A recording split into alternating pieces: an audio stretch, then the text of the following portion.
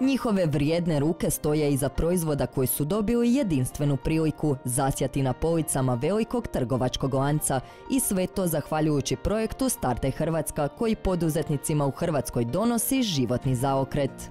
Doista nije tajna koliko volim ovaj projekt, zato što je to projekt gdje ti stvarno sudjeluješ od nekog početka do punog, formiranog, prekrasnog, produktivnog obrtnika koji je proizveo nešto, koji je to plasirao na police i taj proizvod se prodaje. Znači ti doslovce sudjeluješ u nečijem snu. Mija ističe kako ovaj projekt ponajviše karakterizira zajedništvo.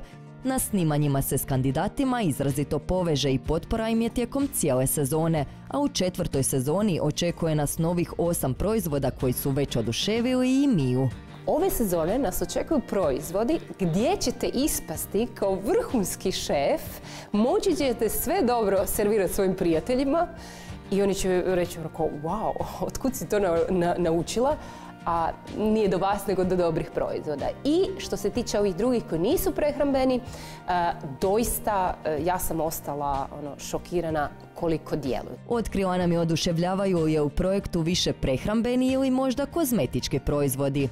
Ja sam uvijek za prehrambene, ali to je mrtva trka. Zapravo je kozmetika, pogotovo kakvu je naši poduzetnici rade i plasiraju, to su stvarno najbolji sastojci i prirodno, a opet hrana, znaš da je isto najbolji sastojci prirodno i hoćeš jesti. Tako da, ja sam nekako vjerni fan Startaj Hrvatska, jer ja kad krenem sa tim proizvodima, ja sam vjerna do kraja. Ja ih kupujem, ja ih promoviram, ja svima svojima govorim.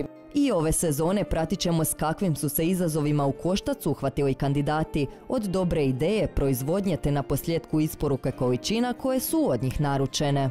Biti poduzetnik, pogotovo u Hrvatskoj, je jako teško, jer ovdje je sve dizajnirano da te ometa i da ti ne da onu pravu informaciju. Zato je ovo super projekt za naše poduzetnike, jer ti dobiš onako kondenzirano na jednom mjestu svu moguću pomoć, informacije, nekako taj vjetar u leđa i oni zaista zasjednu na taj tron i kažu ja sam punokrvni poduzetnik. Kako su naši kandidati postali punokrvni poduzetnici, moći ćete pratiti u projektu Startaj Hrvatska uskoro na Novoj TV.